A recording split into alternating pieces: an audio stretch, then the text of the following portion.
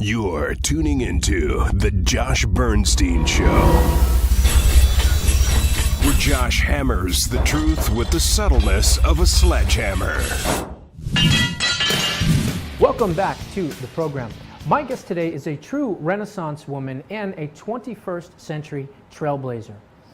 Once a self-professed radical feminist from Berkeley, she has now evolved into a conservative of deep faith and a champion of women's empowerment. She is a wife, she is a mother, she is an author, and she is an activist. It is my pleasure to welcome Donna Carol Voss to the show. Donna, how are you doing today? Great, good to be here. Good. I'm glad to have you on the program. So the first thing that I want to talk about before we get into your books and things like that is I want to talk about the presidential race, but in particular, I want to talk about the presidential race from a standpoint of the different sexes. Now, I'm going to say something and hopefully not receive all kinds of hate mail from radical feminists across the country, so I'm going to try to do this the right way. But women are emotional, and a lot of times when they vote on some of the issues that tug at the heartstrings, if you will. They're more of an emotional type of voter. Men vote a little bit more logical. Now, that's not to say that women are not logical, but that is to say that sometimes when men vote, they put less feeling into their decision, where women put more feeling into their decisions. Let me ask you this. In this election, are we really going to see a lot of voters that are going to be the emotional voter because of the fact that Hillary Clinton is a woman, in your opinion? Yes, but I also think that there's emotion everywhere. People are crazy about Donald Trump because he stirs up their emotions. But I was thinking about what's the difference between women and men. It all comes down to marriage. I'm going to get more hate mail than you do. It all comes down to marriage, because if a woman wants a child, and most women do, she has to be married to somebody or something. And Republican women tend to be married, and they tend to favor a limited government and less government services. Well, Democrat women tend to not be married, but yet they really are married to the government, because they can't be in two places at once. They cannot be changing a diaper and making a widget. So I think it all starts with that. And because for women who are not married to an actual live human male, their security, their safety depends on the government. So yeah, I think they're a lot more emotional than, because their survival depends on it. You know, white men who like Trump, well, you know, they're just mad and they're tired of being ignored, and, you know, they want America to be what they want America to be. But I think with women, there really is a sense of survival. Now, you mentioned a sense of survival, and I think you are correct in that assessment.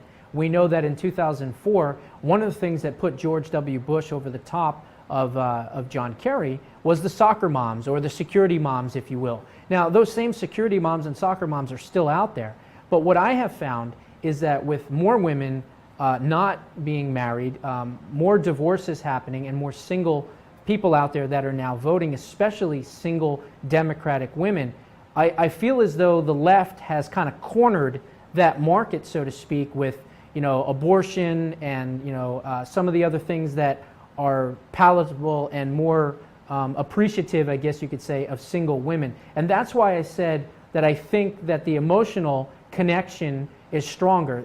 Number one, we have the second female to run for president. Victoria Woodhull was the first in 1872, but the media won't tell you that.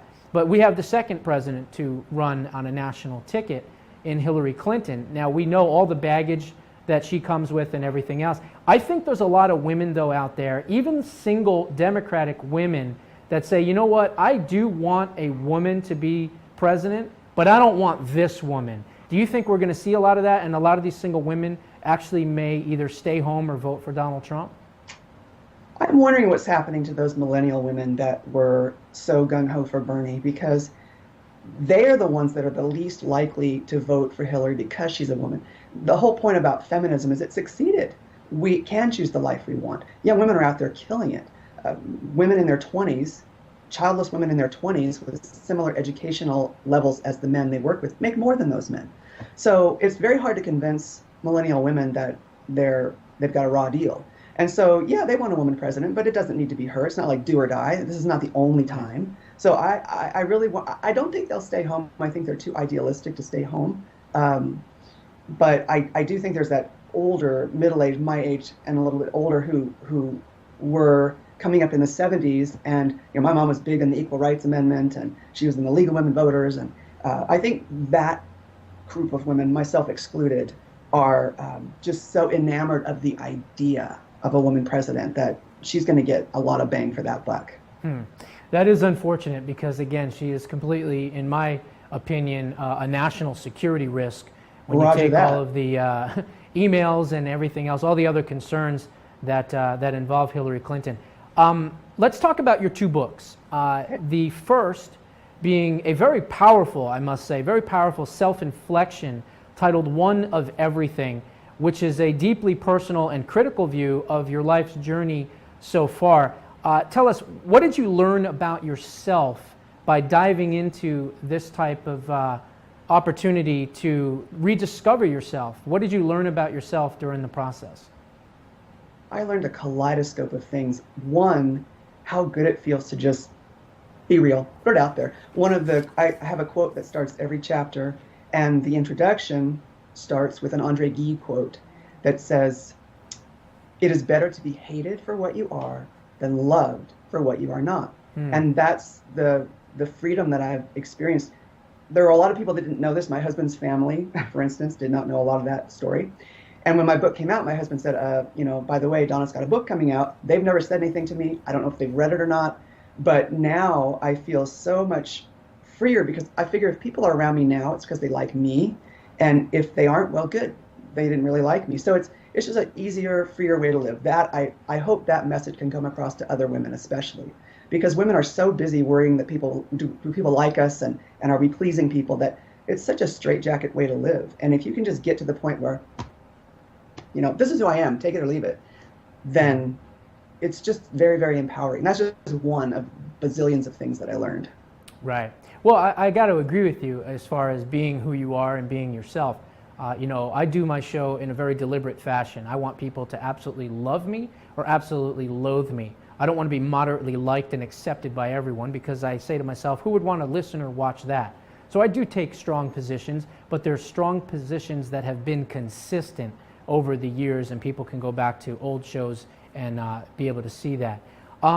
Let's talk about your newest book. Your newest book, Hail to the Chief, 10 Questions to Ask Every Oval Office Candidate. Now, I'm not going to sit here and ask you to name all 10 questions because obviously we want people to go and read the book. But what I am going to do is ask you, what do you feel out of the 10 questions that you put in the book is the most important?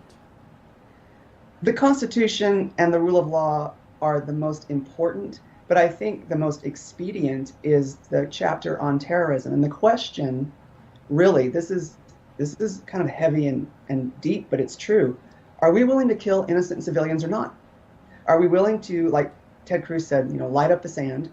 Because if we aren't, then it's over. If we're not willing to sort of drop the atom bomb again, it's over. We can say we've had our good run as a culture, our turn's over, it's someone else. Because if we aren't willing to take it to that nth degree, it's only a matter of time. Now, if we're willing to stand up, I think it's less so for the people, and people are people everywhere, no better, no worse, but cultures, right? Cultures. The idea that I can drive, I can go out and do what I want, I can go to school without having acid thrown in my face. When I am having my monthlies, I don't have to be banished to a cattle shed. And so how can you possibly equate those two cultures? And so I'm willing to come down on the side of, yes, I'm willing to do whatever it takes for our culture to survive. And if that means, I'm sorry. I mean, innocent civilians are going to die anyway, but if the cause is better, like we're going to die anyway, why not do it preserving the American way of life? Right. I just can't imagine a better country, a better system, better design. It's not perfect, but my gosh, the design of it is so brilliant. Well, I would agree to the point that it's either us or them. So yeah. I'd rather have it be them than us, obviously. And I've said this many times, you cannot fight a politically correct war. You cannot bomb one village and build up the other one. You cannot, destroy these people over here and protect those over there. If you're going to go in, you need to go in full force, get rid of the rat's nest, do what you got to do, destroy the enemy, And then the remnants of what's left over is what's left over, and you can start anew. But you're absolutely correct. When you fight a politically correct war, it is dangerous to your side. It's going to get more Americans killed. We've seen that in Iraq. We've seen that in Afghanistan because of the fact that we are trying with these terrible, absolutely horrific rules of engagement that these soldiers have to go through. I mean, it's basically get shot 4 or 5 times, then you're allowed to spare 1 bullet. It's unbelievable. Or if you're at Benghazi, you have to change your uniform 4 times so you don't tick off the Libyans, and then even then you can't go. Yeah, it's amazing. There was one thing that I saw a couple of months ago. They did an experiment where they had like the soldiers wearing like red high heel shoes. I mean, it's just ridiculous. It's totally ridiculous what this president has done and the left has done. Can run faster? I mean, what's that about? To the media, to the military. I mean, they've turned it into some kind of political experiment when it should be nothing but rabid, savage killers that are going out there and destroying the enemy. And again, it still is that way. But they've done a lot to change the rules of engagement and some of the different rules that they have come up with. Repealing Don't Ask, Don't Tell, bringing transgender into the mix. I mean, the foreign enemies, if we get into a war... Women in combat. Well, foreign enemies are going to see that we have transgendered people and we have, people dressed up, and, women fighting. Not that I'm against women fighting, but I think that in some respects, I don't think they should be directly on the battle lines. I think that they can be in a support role, of course, absolutely. Not in combat. What's that?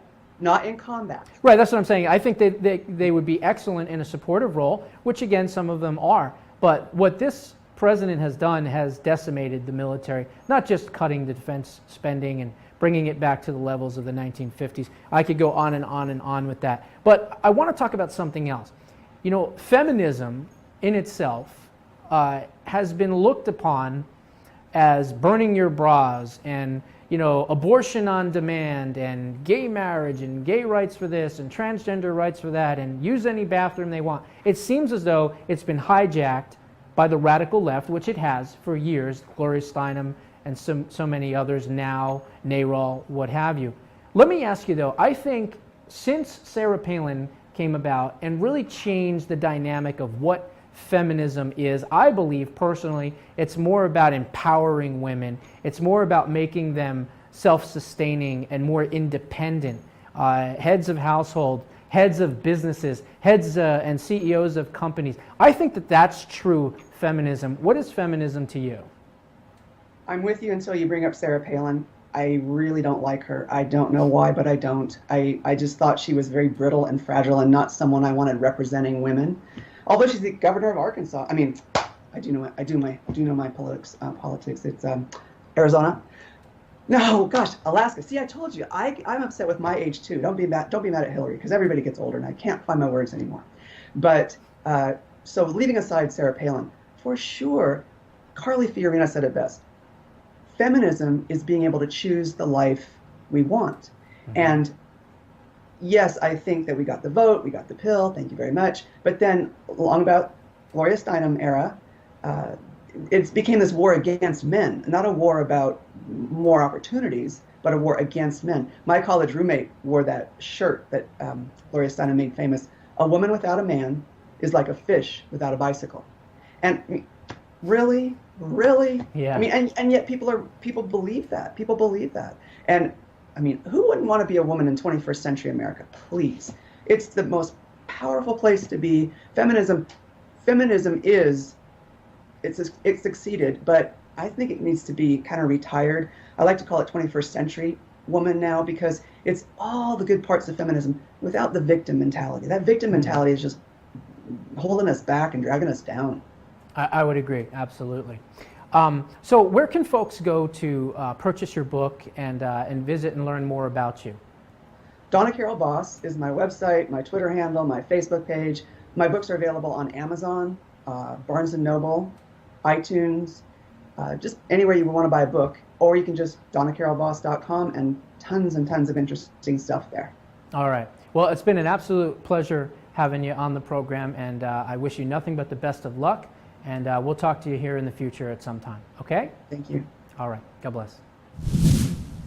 Okay, folks. So that was Donna Carol Voss, great patriot, someone that is working hard to show that true feminism is about supporting the family. It's about supporting themselves, not depending on someone else to make their lives for them.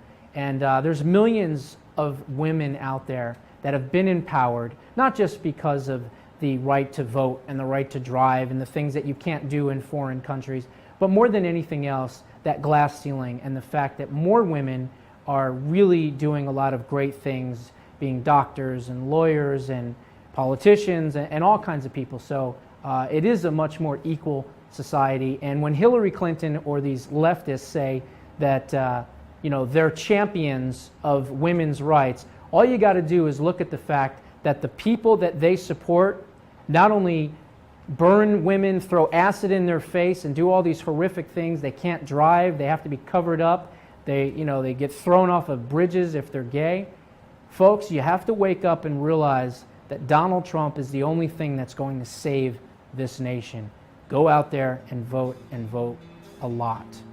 That's all I got. Until next week, God bless. Hi, I'm TV host, political analyst, and national spokesman Josh Bernstein. I want to personally thank you for watching my video and supporting my show.